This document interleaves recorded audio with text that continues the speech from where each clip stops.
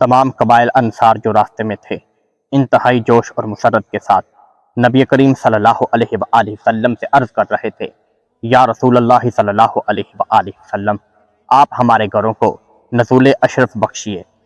مگر آپ ان سبھی محبین سے یہی فرماتے کہ میری اونٹنی کی مہار کو چھوڑ دو، جس جگہ میرے رب کو منظور ہوگا میری اونٹنی وہیں بیٹھ جائے گی، اور چلتے چلتے اللہ کے حکم سے وہ اونٹنی ایک جگہ بیٹھ جاتی ہے۔ پہلے وہاں حضرت ایوب انصاری کا گھر تھا، بعد میں وہاں مسجد نبوی کو تعمیر کیا گیا۔ حضرت ایوب انصاری رضی اللہ تعالی عنہ آپ کی اجازت سے آپ کا سامان اٹھا کر اپنے گھر میں لے گئے۔ اس کے بعد اللہ کے حبیب نے وہیں قیام فرمایا۔ حضرت ایوب انصاری کا گھر 2 حصوں پر محیط تھا۔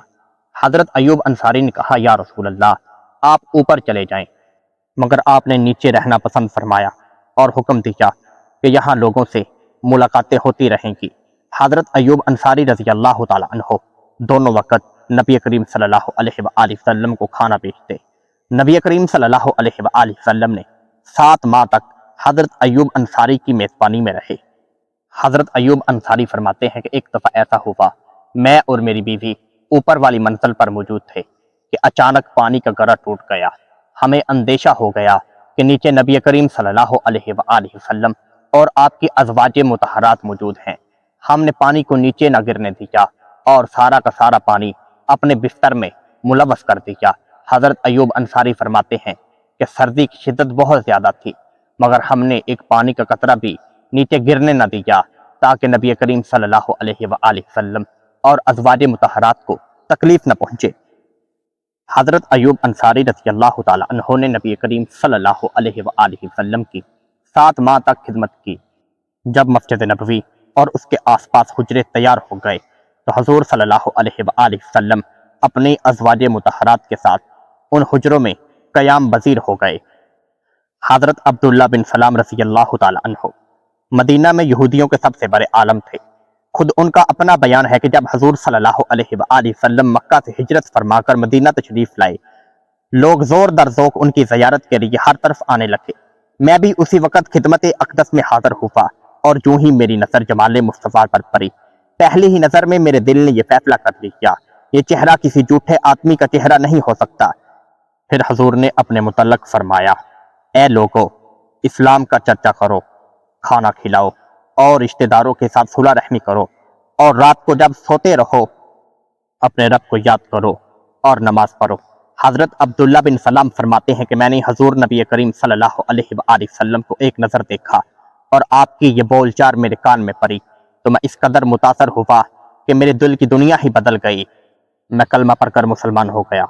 حضرت عبداللہ بن سلام کا دامن اسلام میں آ جانا یہ اتنا اہم واقعہ تھا کہ مدینہ کے یہودیوں میں کھلبلی مچ گئی۔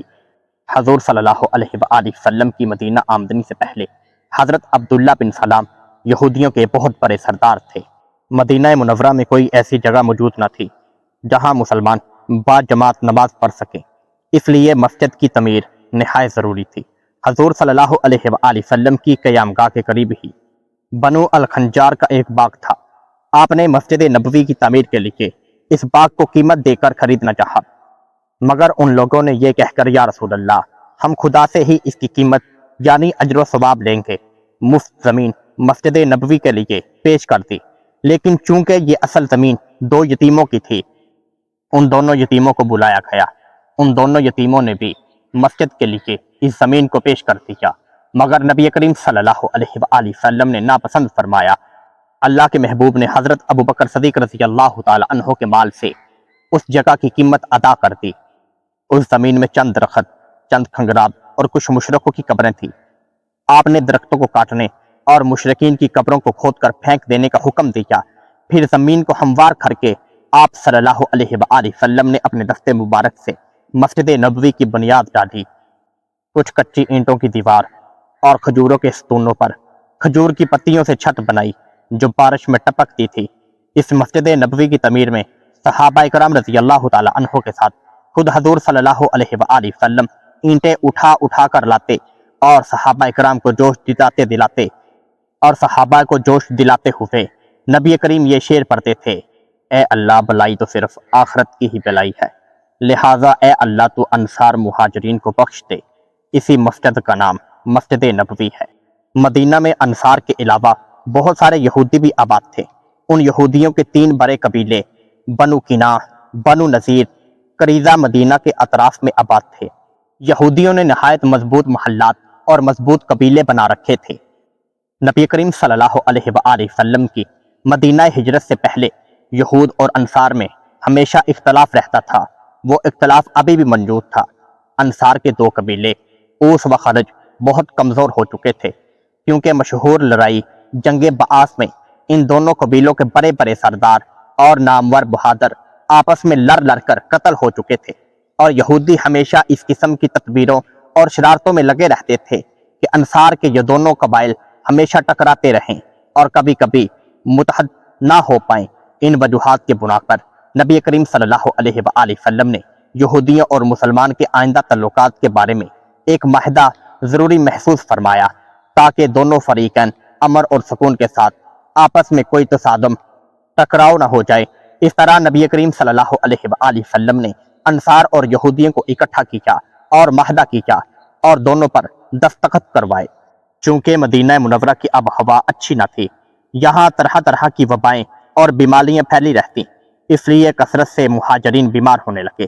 حضرت ابوبکر صدیق، حضرت بلال حبشی رضی اللہ تعالی عنہ شدید بخار میں مبتلا ہو گئے۔ بخار کی شدت میں حضرات اپنے وطن مکہ کو یاد کر کے کفار مکہ پر لعنت بھیجتے اور مکہ کی پہاڑیوں اور گھاسوں کے فراق میں اشعار پڑھتے رہتے۔ حضور نے اس موقع پر یہ دعا فرمائی، یا اللہ ہمارے دلوں میں مدینہ کی ایسی ہی محبت ڈال دے جیسے مکہ کی محبت تھی، بلکہ اس سے زیادہ بھی مدینہ کی آب ہوا کو صحت بخش بنا دے۔ مدینہ کی صلاح، ناپ تول میں برتنوں اور خیر و برکت عطا فرما دے۔ میرے رب مدینہ کی آب ہوا کو ہمیشہ ہمیشہ کے لیے پاک اور صاف کر دے۔ حضور کے قیام کے بعد حضرت سلیمان فارسی رضی اللہ تعالی عنہ کا واقعہ شروع ہوا۔ یہ سن ہجری کا ایک واقعہ ہے کہ جب حضرت سلیمان فارسی اسلام لانے کا واقعہ بہت اہم ہے۔ یہ فارس کے رہنے والے تھے۔ ان کے آباء و اجداد اور ان کا سارا قبیلہ مجوسی اور آتش پرست تھے۔ یہ اپنے آبائے دین سے بیزار ہو کر دین حق کی تلاش میں اپنے وطن سے نکلے، مگر ڈاکوؤں نے ان کو گرفتار کر کے اپنا غلام بنا لیا، پھر ان کو بیچ ڈالا۔ چنانچہ یہ کئی بار بکتے رہے اور مختلف لوگوں کی غلامی میں رہے۔ اسی طرح یہ مدینہ پہنچے، کچھ دنوں تک ایذائی بن کر رہے، یہودیوں سے بھی میل جول رکھتے رہے۔ اس طرح ان کو توریت و انجیل کا کافی معلومات حاصل ہو چکی تھی۔ یہ حضور صلی اللہ علیہ وآلہ وسلم کی بارگاہ رسالت میں حاضر ہوئے تو پہلے دن تازہ کھجوروں کا ایک طبق حضور صلی اللہ علیہ وآلہ وسلم کی خدمت میں پیش کیا۔ کہا، یا رسول اللہ یہ صدقہ ہے۔ حضور نے فرمایا، اس کو ہمارے سامنے سے اٹھا کر فقراء اور مسکینوں کو دے دو، کیونکہ میں صدقہ نہیں کھاتا۔ پھر دوسرے دن کھجوروں کا ایک اور ٹوکرا لے کر پہنچے، یہ کہہ کر یہ ہدیہ ہے، سامنے رکھ دیا۔ حضور صلی اللہ علیہ وآلہ وسلم نے صحابہ کو ہاتھ بڑھانے کا اشارہ کیا اور خود بھی کھا لیا۔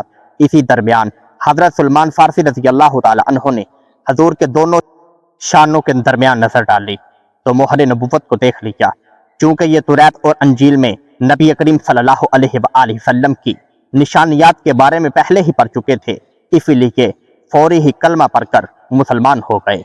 یہ تو تھا ہجرت نبوی کے پہلے سال کا مختصر واقعہ۔ انشاءاللہ ہجرت کے دوسرے سال کا واقعہ لے کر آپ کی خدمت میں پھر دوبارہ حاضر ہوں گے۔ یہ واقعہ جس کتاب سے پیش کیا جا رہا ہے اور آئندہ آنے والے دنوں میں پیش کیے جائیں گے، اس کتاب کا نام ہے سیرت النبی۔